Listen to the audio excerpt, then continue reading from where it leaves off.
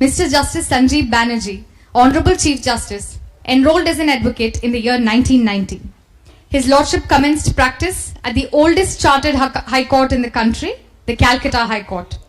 His Lordship went on to practice at the Supreme Court of India and various High Courts of the country, including the High Court of Delhi, Bombay, Allahabad, etc. His Lordship specialized in corporate and intellectual property law matters and had a flourishing and successful practice in civil, company, arbitration and constitutional law. His Lordship was elevated as a permanent judge of the Calcutta High Court on June 22, 2006. As a puisne judge of the Calcutta High Court, His Lordship has delivered judgments in matters encompassing almost all branches, including important public interest litigations. His Lordship, in a matter relating to the use of firecrackers, observed that considering the larger public interest in safety, the state should ensure that there is no display or bursting of firecrackers during the Kali Puja or Diwali celebrations, and that only wax or oil-based diyas would suffice. His Lordship's judgment on the misuse of Section 41A of the CRPC and the necessity to take strong action against uniformed criminals is noteworthy. His Lordship was appointed as the Chief Justice of the Chartered High Court of Madras and assumed office on January 4, 2021, thereby having the rare distinction of adorning the bench of two chartered high courts in succession. In the speech delivered after assuming office, His Lordship categorically stated that a Chief Justice is first a judge and only then a chief. As the Chief Justice, His Lordship has been delivering judgments on various subjects, including issues that involve public interest. The bench headed by His Lordship has issued a slew of directions to curb the spread of dengue in different parts of the state. Considering the large-scale encroachments on public property and mushrooming of unauthorized structures on such property, the division bench headed by the learned Chief Justice directed the government to demolish such superstructures and repossess the government land, regardless of whether the structure is a temple. Most recently, while hearing a public interest litigation with a plea that people with disabilities are more susceptible to the infection, His Lordship directed the government to consider if people with disabilities could be included as a priority group for availing vaccination against COVID-19. May I now request His Lordship Mr. Justice Sanjeev Banerjee, Chief Justice, High Court of Madras, to deliver the special address.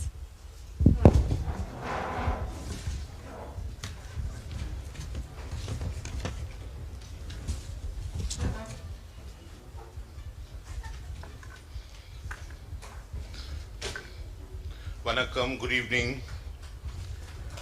Brother Justice Kirubakaran, Brother Justice Suresh Kumar, Mr. Prabhakaran, Mr. Viduthalai, Mrs. Priscilla Pandian, Mr. Balu, Mr. Karthikeyan, Mr. Rajakumar, distinguished guests, members of the bar and judiciary, on the virtual mode, dear students, ladies and gentlemen. After the instructive words of Brothers Justice Suresh Kumar and the real words of wisdom of Justice Kirubakaran, I thought of making it lighter, but then there are a few things which need to be said.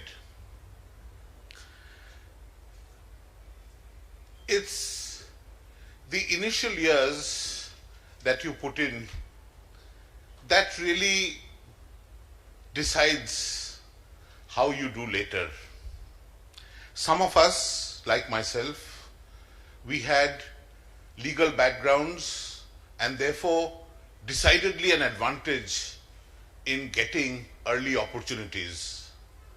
But all I can tell you is that these opportunities come once or twice, but if you don't make the most of the opportunities, they don't return. I remember as a young lawyer, I'd been in the profession then for about 2 months or so. It was one of the first opportunities I got to open my mouth before a court, and I had this wonderful application of seeking time for extension of written statement. The previous night I hardly slept. I knew the case by heart, what the plaintiff's case was and what my proposed written statement was. I knew the law on the subject, and I was parading up and down in the, we have the corridors in front of what it was courtroom number 19 in Calcutta, when suddenly I saw courtroom number 18, which was the company court. There was a senior colleague of mine who attended the same chambers who was also parading up and down. So we tried to avoid each other for some time. And after some time, when I saw that before courtroom number 17, our common senior was also walking up and down, and each one of us, we were concentrating. So in one of my upswings, I met my immediate senior in chamber and I asked him, "Can you tell me, brother, when will I lose that fear in my stomach?" So he caught me, grabbed me by the arm and took me to our common senior. And in Bengali, he told the common senior that, "Look at what your new junior is asking.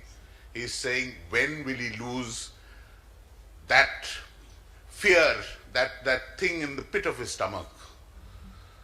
My senior did not even look at me and said, "The day you lose it, stop coming to court." So here was a person who was in the profession for about maybe 20 years by then, who was pacing up and down because he had a difficult appeal to move. Another who had put in about 5-6 years was pacing up and down because he had a difficult motion to move. And another at a different level because he had just to ask for time for extension to file the written statement. And this was long before the 89-90 amendment came in and even the recent amendment. I also remember the wonderful days that we had. Unfortunately, I joined the profession slightly late.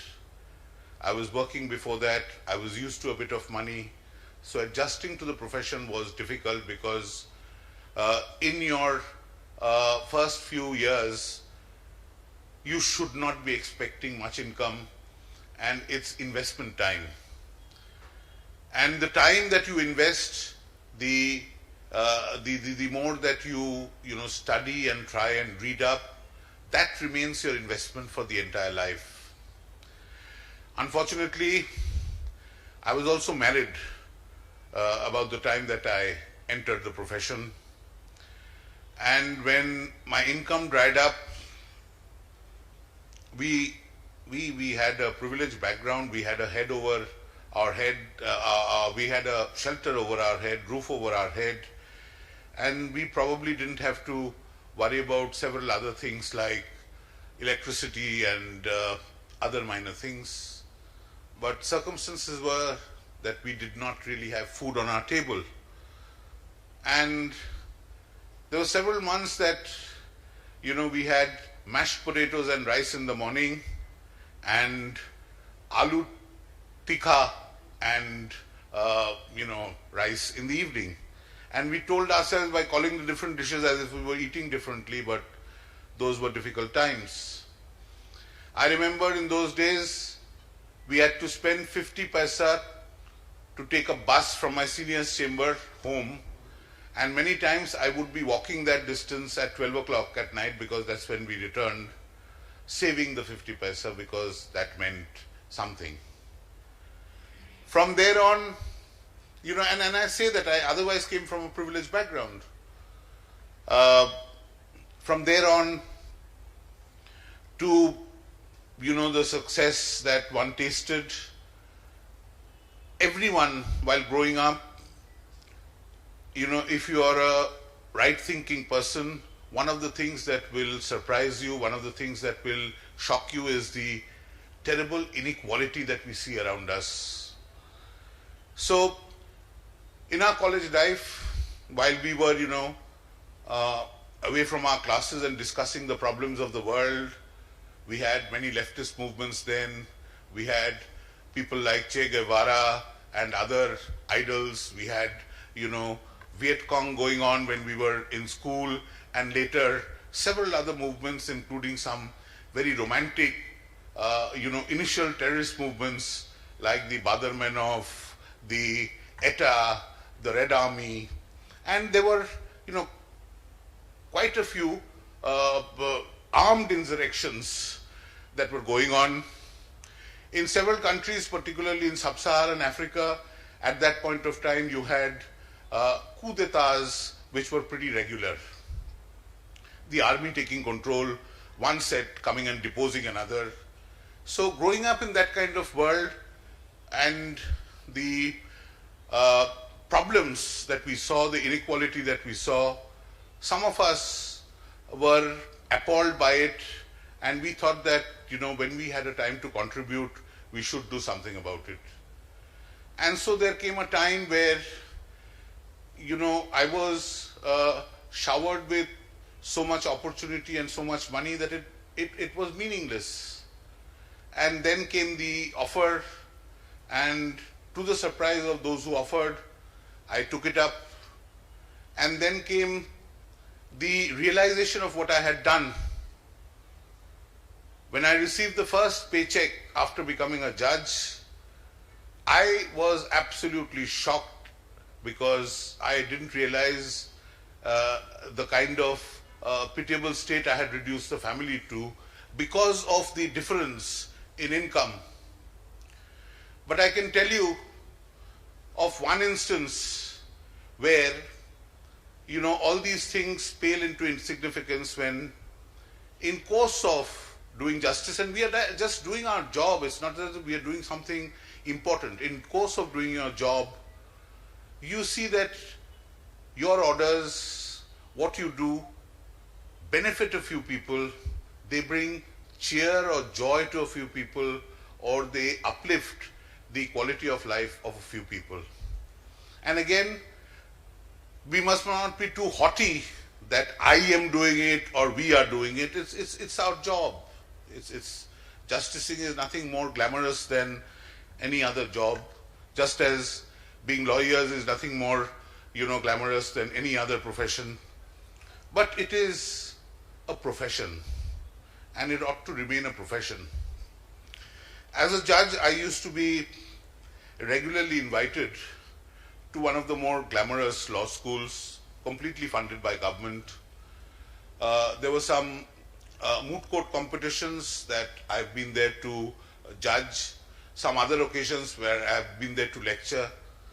But the invitations dried up after the last 2 or 3 times that I implored all the students to think twice before, picking up the wonderful on-campus assignments that come up, and maybe thinking a bit of the India that lived outside the cities, or to do some pro bono work.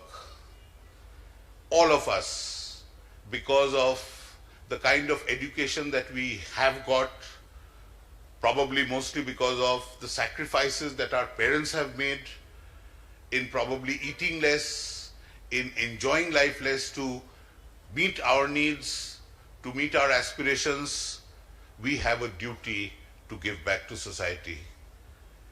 It is only the human species that really does not care for its own.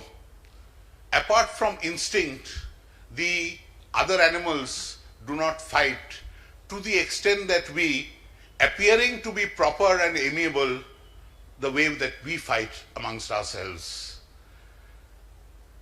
Students and newly appointed advocates, congratulations to all of you.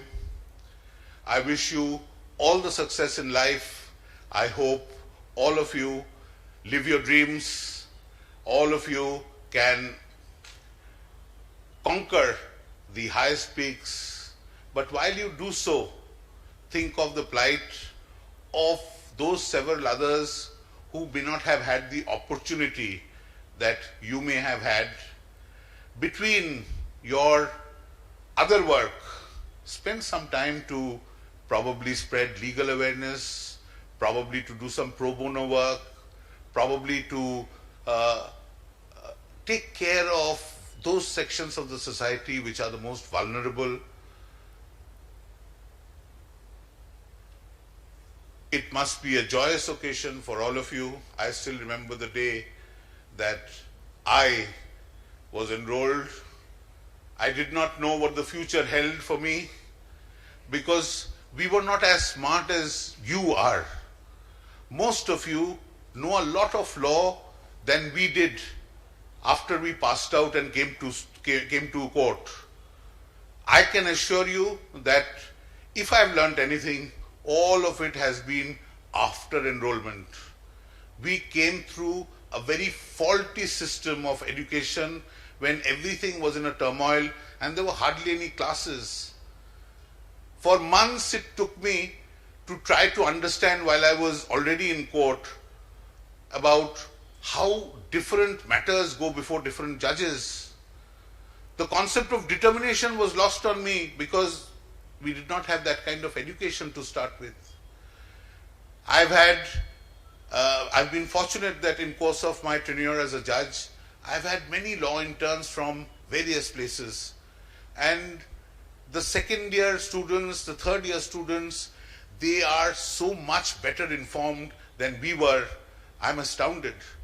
In fact, with my kind of knowledge in law or with my kind of aptitude, if I went out to the market today, I would not probably get even a peon's stool. But that is one side of the story. The other side of the story is that we've all got to give back a little bit to the society at large. I don't want to give you more of a lecture. I just shared a couple of experiences for you to know that however much, you can have articles like Legal Eagles, which eulogize maybe 20 or 30 who earn several crores. There are hundreds and thousands of men and women dressed in black who have been very hard hit during the lockdown. There are many who have held their hands out for assistance from bar councils and other bodies, and there are many who have really suffered because of lack of work. We are trying to open up the High Court, but in small steps, so that we don't rush into something and act as catalysts for a new spread of the virus. Hopefully, we will be returning to some kind of normalcy, maybe in a month or 6 weeks. I wish all of you all the best in life. Nandri, Jai Hind. God bless you all.